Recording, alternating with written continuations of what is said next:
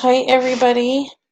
Today I'm going to be showing you a really quick tutorial on how to create text in Photoshop that is shiny and chrome looking in nature, and it just gives your text that added effect. I love to use this on a lot of my different designs, and Photoshop has so many different layers to it and different things that you can learn that I'm going to be doing short tutorials for just different things that I've had to learn on my own and passing it on to you guys. So I'm assuming if you're using Photoshop, you already know how to open um, a new background. If you're going to start a new project, you just go up to File and click on New, and then you go from there. It's pretty self-explanatory. So I've opened up a new background, and the background is white, and I want to make it black. So down here in the Layers panel, I'm just going to um, double click on the first layer that says Layer 0. Just double click on it to open it up. And it's going to open up a whole bunch of different um, options here, as you can see. So over here on the left on this menu, you're going to come down to where it says Color Overlay, and you're going to check mark, and then you're going to click the plus sign. And then right here, this little box right here, you're just going to click on it to open up your color wheel. And I want to just make it black so that you guys can see the wording really well, but you can make it any color you want, or you can make it also transparent. You're going to click OK, and then you're going to click OK again. Let me get rid of this layer because I just actually opened this on accident. So I'm just going to delete it really quickly. Okay, now the next thing you're going to do is over here on the left side, this T stands for text. You're just going to click on it, and then you're going to, you see this little cursor deal pops up. You're going to click anywhere inside of your background, and it's going to pop up with this default text. You're just going to replace it with whatever you want your text to say. You can just delete it or backspace, whatever's easier for you.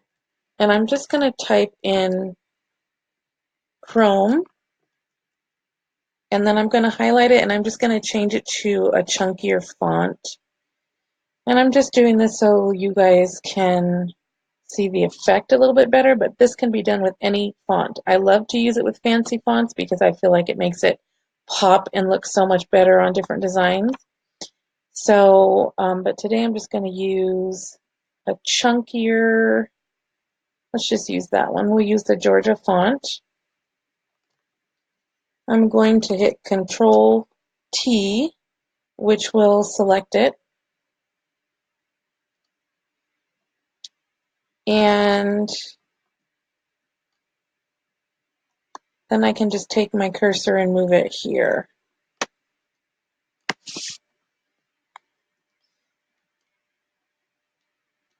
Okay, then over here where you see in the Layers panel where the text layer says Chrome, you're going to double click on that, and it's going to open up those same options that we were just using for the background. I'm going to change the color again. So down here on Color Overlay, like we just did, click the plus sign, click this little color box here, and I'm going to make it like a grayish,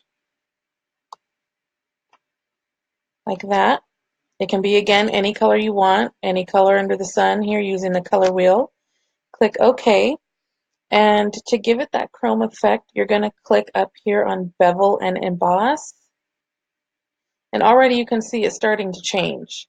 Okay, then you're also going to click here on Contour.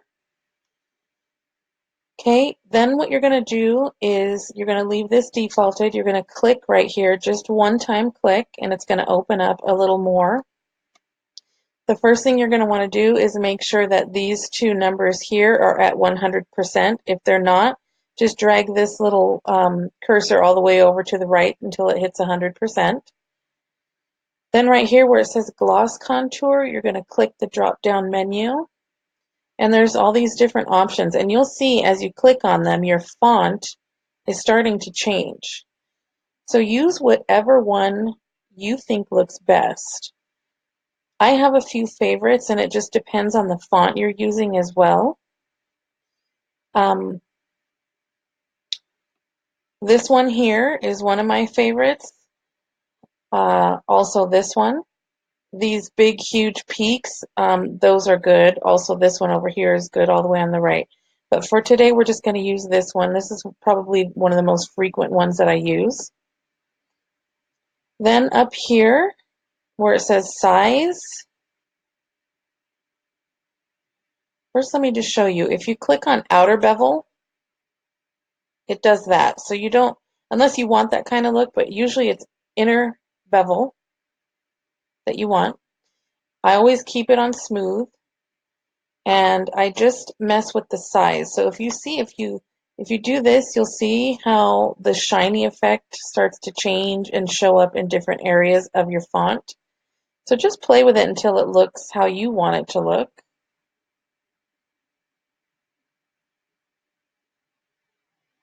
Okay, I'm going to keep it about there. And then you're going to come over here on where it says contour, and you're going to click on that once. Again, click on this drop down menu and choose from one of these, whatever one you looks best for your font. Play around with it and just keep your eye on it.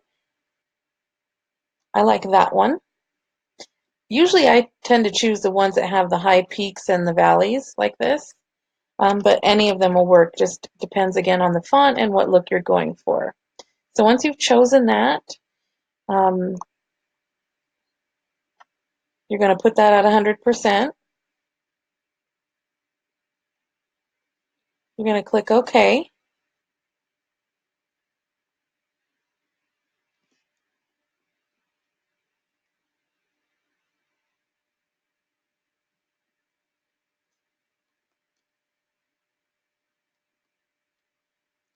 Double click again on Bevel and Emboss and come over here.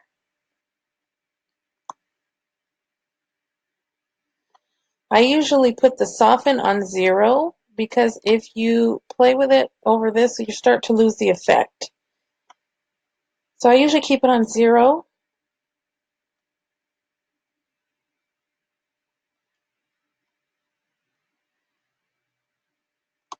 And then I'm going to play with the size just a little bit just to see how I like it best.